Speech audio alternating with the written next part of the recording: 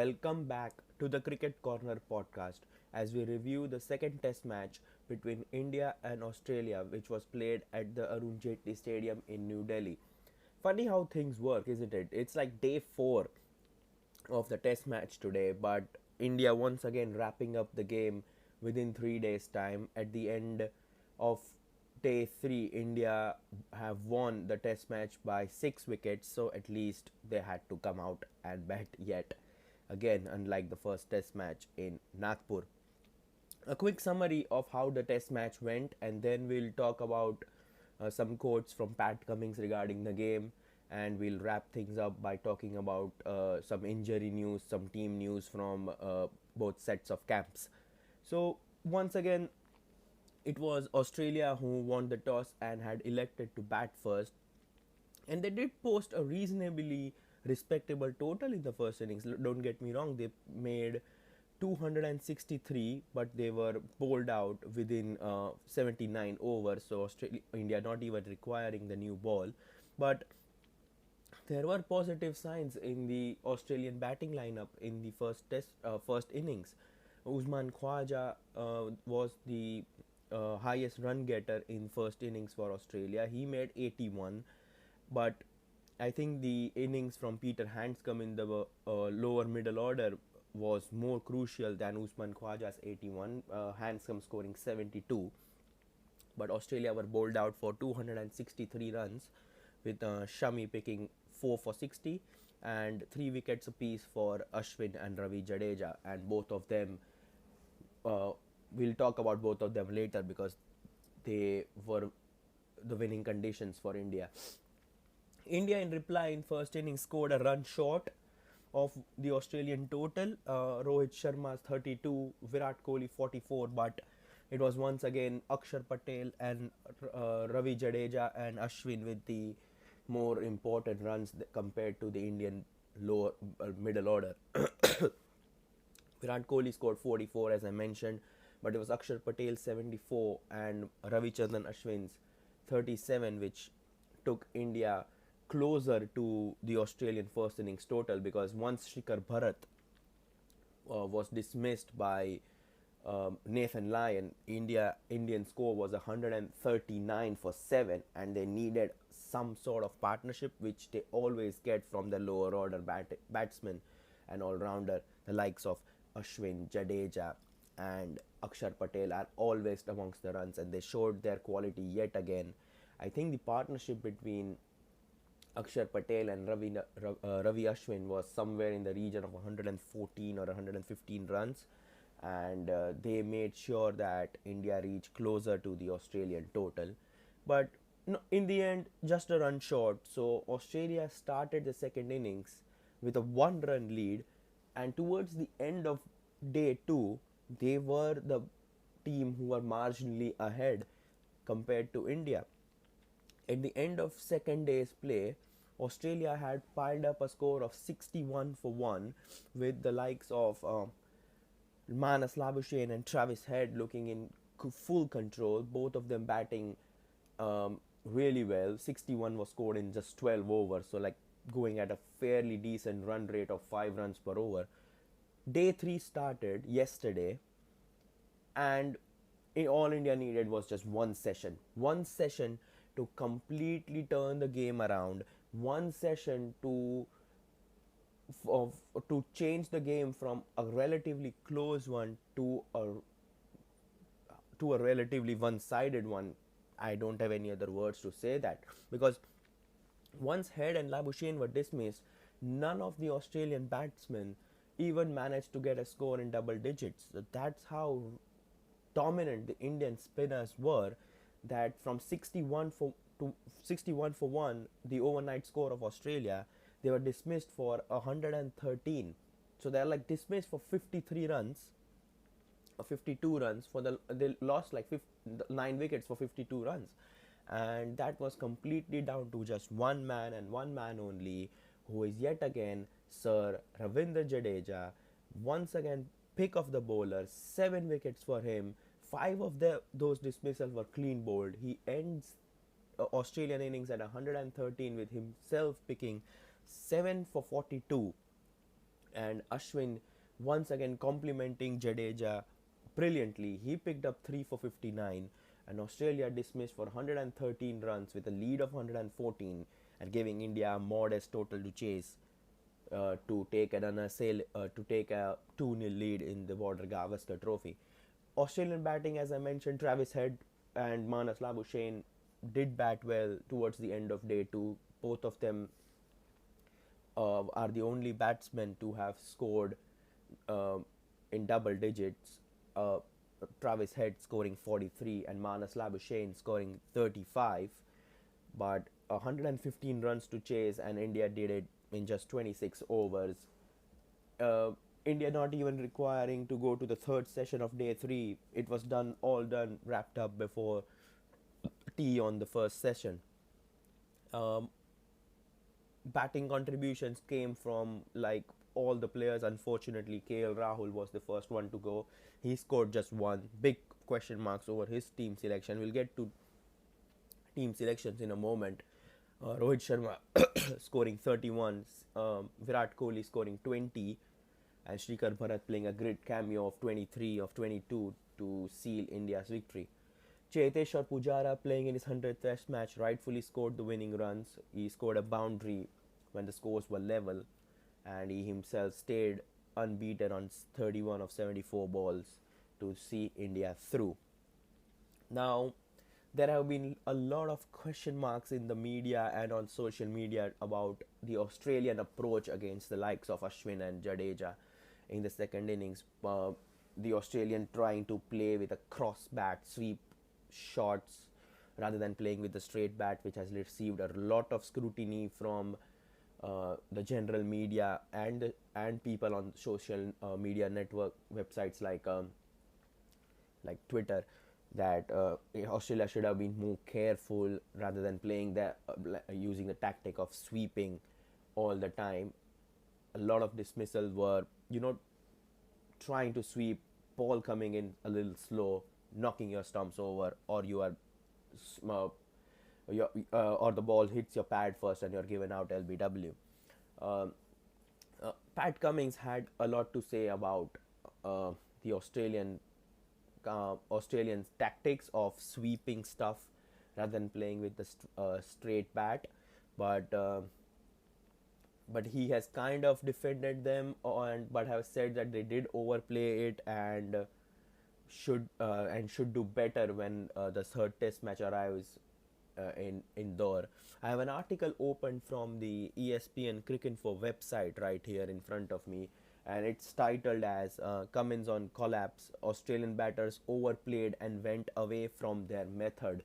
So Pat Cummins does come out and address their issue that probably they weren't the best at the use of their tactics, and they should have done better.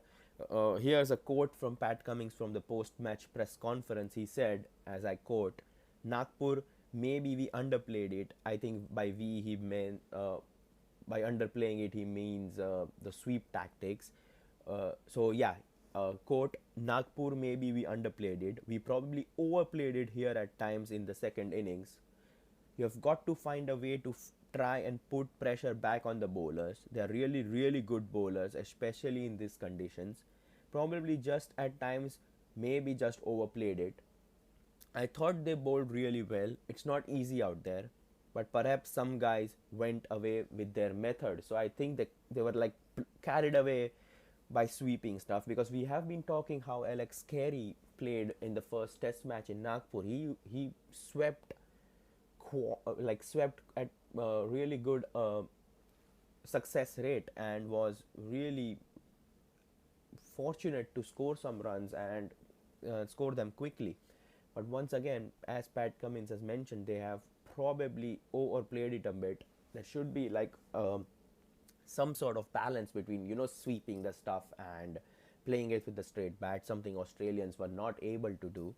But he has continued saying, as I quote, "Each batter has their own way to go about it. I don't think there's any one size fits all rule.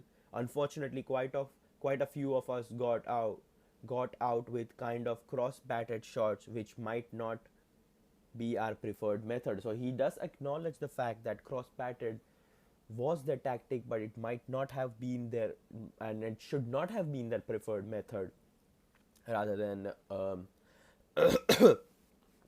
playing with the playing with the front, playing with the straight pat. The Cheteshwar Pujara, as I mentioned, played his 100th Test match, and he he was the one who scored the winning runs. And he does say that it was not the ideal way of scoring. From the very same article, Cheteshwar Pujara was quoted as saying, "If you look at the pitch, it's not an ideal shot to play because there's no bounce." Now there you go. That's the one thing, um, which played as a reason for the Australian demise, because if there's bounce, you can still expect the ball to rise up and play across the pads. But if the ball is not bouncing, you there are two things that can happen. You are trapped in front and given LBW, or you miss the ball completely. It goes underneath your bat and between the bat and pad, and you are clean bowled. And that's what that's what happened to Australia. I think should they have played a little bit more carefully, they could have given India some sort of troubles, because despite the target being a modest 115, Australia still picked up 4 wickets. Don't get me wrong. So like, let's assume the target is somewhere in the region of 200. I think the Australian bowlers are in the game, but unfortunately, it was another miserable day for Australia, and they have fallen to yet another defeat in the Border Gavaskar Trophy. This time, not by an innings, but in relatively short time span. So, what does that mean uh, for the series as a whole? Australia or India have now taken a 2-0 lead. They have retained the Border Gavaskar Trophy. Australia can now only tie the series 2-2, but looking at how India are batting, it would be really difficult for them, batting and bowling, to be honest, and it would be really difficult for Australia to make a comeback. We have so that's the press conference stuff done. We now move to the final segment of this podcast, which are team news from both sets of camps, and we have some interesting news once again from the Australian camp rather than the Indian camp. Let's start with the Australian camp first, because I love talking about their teams and their starting 11 for next match. Probably we'll try and figure that out. But we have news regarding Captain Pat Cummins and his fellow strike bowler Josh Hazlewood. Let's start with Cummins first. So I have an article open from the Cricket Australia official website, and it says Pat Cummins is leaving the ongoing tour of India due to a serious family illness. While so I think it's something uh, which we should all support Pat Cummins for, that he's putting his family first, going back home. But the website does mention that the fast bowler was sorry I the website does mention that Pat Cummins could be is expected to get back to India in time to play the final two test matches in Indore and Ahmedabad. Uh, those of you who don't know, the third test match has been shifted from Dharamshala to Indore, and is scheduled to take place from the 1st of March. So they have like 9 days of break between the third and the second and the third test match. And Australia have been given a couple of days rest from net practice as well. So that's a nice little gap for the Australian captain to visit his family, check on things, and come back. So I don't think there's any big news over there. The big news being that he's leaving the country, but it's not like he's leaving permanently. He's going to come back for the third test match. Someone who is not going to come back for the third test match is his fellow strike bowler, Josh Hazlewood. Josh Hazlewood was picked in the Australian squad for the Border Gavaskar Trophy, hoping that he would recover from the injury which has kept him out of the first test match. But once again, Australian coach Andrew McDonald has, however, revealed Josh Hazelwood is heading back home to continue his rehabilitation from an Achilles complaint that has sidelined him from the first two test matches. So I think Josh Hazelwood's recovery did not right happen in time, and they don't want to rush him for the remaining two test matches. The article also mentions that Hazelwood has been bowling in training in recent weeks but hasn't been able to shake the injury and will instead continue his recovery at home in Sydney. So Hazelwood has packed his stuff. He's leaving India for good. As far as his replacement is concerned, I don't think Australia, at the time of me recording this podcast, they haven't picked up a replacement, and keep an eye. Sorry, we'll keep an eye on how things pan out there. But there have been some good news coming out of the Australian camp, and that would be the return of Cameron Green and left arm fast bowler Mitchell Starc. Once again, Australian coach Andrew McDonald declaring both Green and Mitchell Starc as 100% fit for the third test, and and are in line to be competing there in Indore. Now, this is an interesting one because Mitchell Starc was deemed fit for the second test match as well, but Australia decided to put Matthew Kuhneman in the team as they wanted to attack the Indian batters with three genuine spinners and the fourth one being Travis Head. So they just went with just one fast bowler, and that was Pat Cummins, the captain. But now, if there's if Mitchell Starc is available, do you then drop Matthew Kuhneman and go with two spinners and two fast bowlers? Because uh, because let's be honest, Starc does bring that maturity and experience in the starting 11. He's currently has picked up like more than 300 test wickets. So do you then drop Kuhneman? Because you can't drop Todd Murphy. He was the one who picked up 7 wickets just two test matches ago. So you can't drop him. So if Starc is in contention, I think they'll drop Matthew Kuhneman. And this is another positive for Australia, that Cameron Green is back in the back in back fit for and is expected to play. Now, if so, so to remind the listeners, David Warner has picked up an injury and is expected to sit out of the Indore Test match. Matt Renshaw was replaced right in the midst of the second Test match, but once again, Matt Renshaw not good with the bat. He just scored another 2 runs. So then, do you drop him and pick up Cameron Green and allow Travis Head to open? Because we have seen from day two, towards the end of day two, that Travis Head is capable of being a good opening batsman even in test matches. So I think that's another change which I won't be surprised if Australia make. So according to me, the Australian lineup will line up in the starting 11 will be as follows. So it will be Usman Khawaja, Travis Head, Marnus Labuschagne at 3, Steve Smith, Peter Hanscom, Cameron Green in place of Matt Renshaw, Alex Carey, Pat Cummins, Nathan Lyon, Todd Murphy, and Mitchell Starc. I think they will prefer to go with the experience of Mitchell Starc rather than going with Matthew Kuhneman for the third test match. Because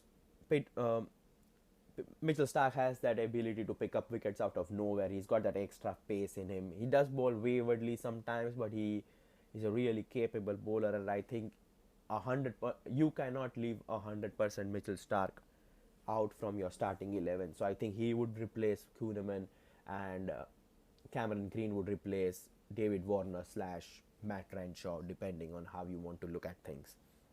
Those are the news from the Australian camp.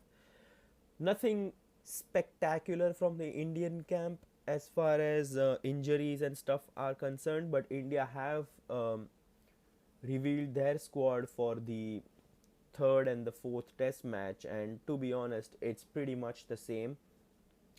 Jaidev Unadkat has made a comeback to the Indian squad, but I think he would probably be on the bench or sit out. Jaidev Unadkat was released from the squad for the second test match, ahead of the second test match, because he he was due to captain his Ranji Trophy side Saurashtra in the final against Bengal, which they happened to win.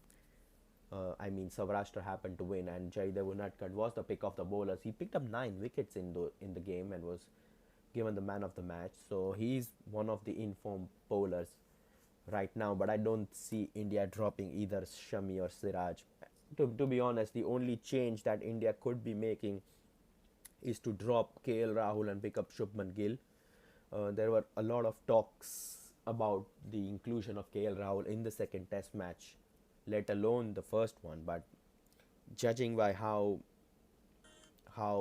poor or underconfident KL Rahul looks at this stage, I won't be surprised if he is replaced by Shubman Gill in the opening slot, because Shubman Gill has been in terrific form, especially in limited overs cricket. But he's got that Test century under himself as well. So that is the one change I expect India to be making. In fact, I will be surprised if KL Rahul keeps his position in the starting 11. No, don't get me wrong. On his day, he's one of the best batsmen India has. But right now, he's not confident. He's been scoring runs at an alarmingly low strike rate because he doesn't want to get out. But he's not able to make do with the balls he's faced. And I think Shubman Gill waiting in the wings, you just have to pick him. Apart from that, India have also picked up have also picked their ODI squad for the 3-match ODI series, which will happen after the Border Gavaskar Trophy against Australia. And the squad for them is as follows: Rohit Sharma, Shubman Gill, Virat Kohli, Shreyas Iyer, Surya Kumar Yadav, KL Rahul, Ishan Kishan, Hardik Pandya, Ravi Jadeja, Kuldeep Yadav, Washington Sundar, Yuzvendra Chahal, Mohammad Shami, Mohammad Siraj, Umran Malik, Shardul Thakur, Akshar Patel, and Jaidev Unadkat. There is the return of both KL Rahul and Ravi Jadeja in the ODI lineup. Even Akshar Patel is back. They missed the last ODI series due to personal reasons. But Rohit Sharma is going to miss the first ODI due to family reasons as well. So the BCCI website has already declared, saying that Hardik Pandya will captain the ODI side for the first time. He is already captained the Indian Test, the Indian T20 side, captain Gujarat Titans to the IPL title last season. So he is a good captaincy replacement for the first ODI before Rohit Sharma returns to the second one and the third one. So those are the news from the two sets of camps. Once again, to remind the listeners, the third test match will commence from the 1st of March, so in 9 days time, and it's going to be played at Indore before they end the Border Gavaskar Trophy in Ahmedabad. So that's the short and sweet review of the second test match. Once again, India winning by a comfortable 6-wicket margin, and have taken a 2-0 lead in the series and have retained the Border Gavaskar Trophy. So that's that. And to be honest, this is the longest Cricket Corner podcast that I've recorded. It's getting over 25 minutes, but I hope you guys have a good week ahead. I hope you continue missing cricket, and if there's any news regarding Australia or India worth covering, I'll be back recording a podcast. Until then, I'll take a break from my cold. I'll recover myself, and hopefully I can recover before the third test match, which starts in more than a week's time. Thank you for tuning in. Ciao for now.